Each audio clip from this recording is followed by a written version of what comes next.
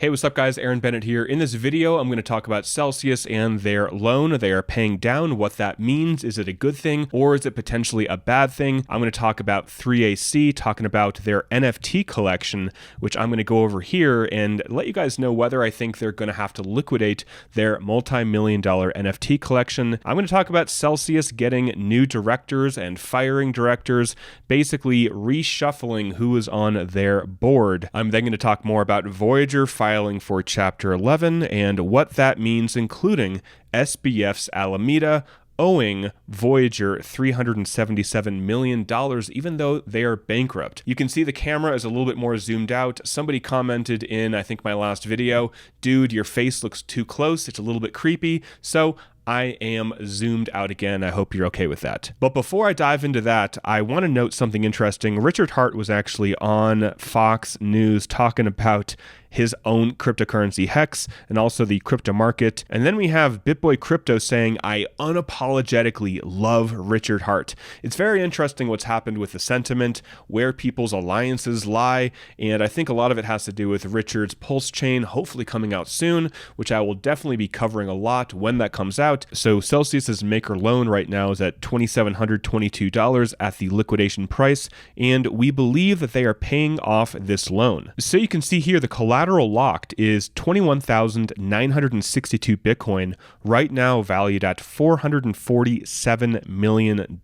And the debt they have to pay on this loan is 41.2 million DAI. And if you're unfamiliar, DAI is a stablecoin pegged to $1. So Celsius is aggressively paying down this debt. Now, some people are saying, well, they're doing this so then they can fill the holes of their balance sheet, and then maybe they can do what Voyager did and do something like a Chapter 11. Nobody really knows exactly the intent of Celsius paying down this debt, but it is going to unlock basically $500 million worth of wrapped Bitcoin. So then with that wrapped Bitcoin, they can go ahead and do whatever they want to do with it, whether it's opening up withdrawals, which I'm hoping they do. But you can see that a few days ago, they paid back quite a bit of DAI, 34 million a few days ago. Looks like they withdrew 2,000 wrapped Bitcoin from the vault. Again, this is all speculation about why they're doing what they're doing with this wrapped Bitcoin, why they're paying off this loan. I'm going to continue to stay level-headed and positive until proven otherwise. We may see something like what Voyager did, going through a Chapter 11, which may not be a bad thing. A lot of companies have actually gone through Chapter 11s and actually still done very, very well. But right now, this is what's happening with their loan. So let's talk about 3AC. Their bankruptcy is really what spawned so much of what's going on with Voyager and I believe with Celsius, and it really started with Luna's collapse and just the contagion about how everybody was interconnected, loaning and borrowing and earning yield from everybody else. As more and more data begins to come out, it certainly seems like there was way too much leverage and also under-collateralized loans being offered to all these different companies. So this is talking about their NFT collection. Starry Night Capital, an NFT funded by 3 Arrows Capital, owns some of the world's most sought-after and expensive NFTs. So basically, what's going to happen with this NFT collection? They had $100 million to invest in high-end NFTs, including ones like CryptoPunks, Artblocks NFTs. These are some of the NFTs that they have. This one right here was so ridiculously expensive. This was purchased for 1,800 ETH by 3AC. And when they purchased it, it was worth roughly $5.9 million worth of Ethereum. So as 3AC is working through their liquidations, basically a lot of these NFTs are probably going to be sold for very, very low amounts. So this NFT was sold for $5.9 million. And right now the highest offer is $41,000, which is kind of paralleling the rest of the NFT marketplace. And taking a look at this CryptoPunk, it looks like 3AC got it for 810 ETH, and right now there's not even any offers for it. So this is a true bear market, and I knew this was going to happen with NFTs. That's really why I wasn't getting too speculative in NFTs.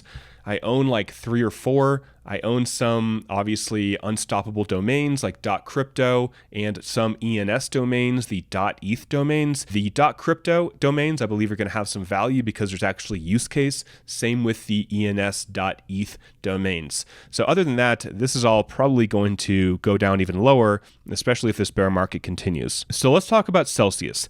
This story reads, Celsius shuffles directors as liquidity crisis continues. Celsius is still facing ongoing liquidity crises, and they've recruited 2 new directors and dismissed 3 others. Alan Jeffrey Carr and David Barse will join the board alongside Alex Mashinsky and other executives. Carr is especially relevant to Celsius as he is the CEO of Drivetrain, a firm that manages distressed investments. So here it reads, Celsius also terminated 3 directors, John Stephen Dubel, Lawrence Tosi, and Gilbert Nathan. Those individuals had connections to other firms, including Dubel and Associates, Westcap, which is important, I'll get to in just a moment, and Jackson Square Advisors. So they got rid of the person connected to Westcap. And Westcap, as you can see here, led Celsius's last valuation round and investment round, valuing Celsius at $3 billion.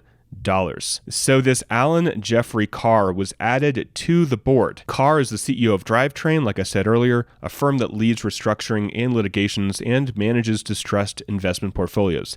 So from an outsider, that does not look like the best news. Having somebody being added to your board who does basically possibly Chapter 11 type things for a living. Now, nor am I a lawyer or am I an expert in restructuring and acquisitions and mergers and bankruptcies. You still have Daniel on the board, who has been on the AMA many times. He is the CTO, and Alex still sits on the board as well. So let's talk about Voyager right now. They obviously filed for Chapter 11 after big debt default from Three Arrows Capital. So there are differences between Chapter 11 and Chapter 7. Chapter 7, the assets of a business are liquidated to pay its creditors, with secured debts taking precedence over unsecured debts. In Chapter 11, which Voyager has announced, the company continues to operate and restructures under the supervision of a court-appointed trustee with the goal of emerging from bankruptcy as a viable business. And just a quick Google search on companies that filed for Chapter 11 that have not died, and some that have actually emerged even stronger: Sports Authority, Pacific Sunwear, Sports Chalet, they all filed for Chapter 11. So the important thing is to realize that Chapter 11 is not basically liquidating everything. Now, we don't know exactly what's going to happen. Again, I'm not a lawyer, nor am I in the talks with any of these people. So all we can do is just speculate, cross our fingers, and freaking hope. It says here, customers with crypto in their accounts will receive in exchange a combination of the crypto in their accounts, proceeds from the 3AC recovery, which I'll get to in just a second, common shares in the newly reorganized company, and Voyager tokens. And that brings me right to this story. Sam Bankman-Fried's Alameda research owes a bankrupt Voyager $377 million. So I want to look at this picture right here. This is information from the Chapter 11 bankruptcy filing. Sorry, it's a little bit blurry. That's just what it is on this website. So it shows how much money different companies or organizations owe Voyager. And you can see Three Arrows Capital right here. They owe $654 million.